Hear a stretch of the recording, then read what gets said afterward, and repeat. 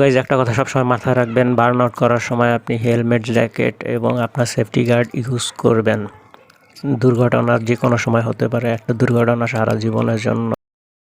আপনার সেফটি আপনার কাছে, আপনি যত ভালো সেফটি নেবেন ততই আপনার জন্য ভালো। যে কোনো দুর্ঘটনা থেকে আপনি বেঁচে যাবেন আপনার সেফটির কারণে। আপনি সবসময় ভালো একটি জ্যাকেট এবং ভালো একটি হেলমেট, গ্লাভস ইউজ করবেন, সাথে অবশ্যই গ্লাভস ইউজ করবেন, কারণ অ্যাক্সিডেন্টের সময় কিন্তু আপনার সব কিছু আপনার হাতের উপরই পড়ে, আপনার বডির ভার, আপনার বাইকের ভার, এভরিথিং হাতের উপরে পড়ে। এই জন্য একটি গ্লাভস ইউজ করবেন।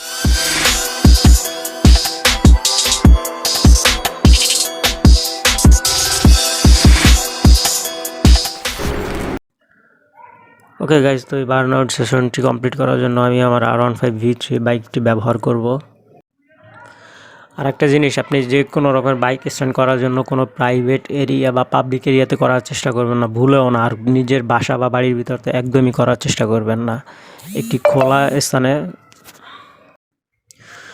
আবারও বলতেছি, আপনার নিজের সেফটি আপনার কাছে, আপনি গ্লাভস ইউজ করবেন, হেলমেট, জ্যাকেট সহ সেফটি গার্ড ইউজ করবেন। অবশ্যই ভালো একটি গ্লাভস ইউজ করুন, ভালো একটি হেলমেট ইউজ করুন, কারণ দুর্ঘটনা থেকে বাঁচতে আপনাকে এগুলোই হেল্প করবে।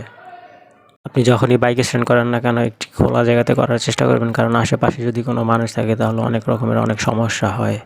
যে কোনো রকমের বিব্রতকর অবস্থার মধ্যে পড়তে, আর আশেপাশে যদি মানুষ থাকে, বাচ্চা থাকে বা অন্য কেউ থাকে, তাহলে আরও বেশি ভয়ঙ্কর হয়ে দাঁড়ায় ব্যাপারটি। এই জন্য একটি খোলা জায়গা নির্বাচন করুন, সেখানে স্ট্যান্ড করুন। তো আমার আশেপাশে কেউ নাই, কিছুক্ষণ আগে এখানে মানুষ ছিল, এখন চলে গেছে। সো চলেন শুরু করা যাক।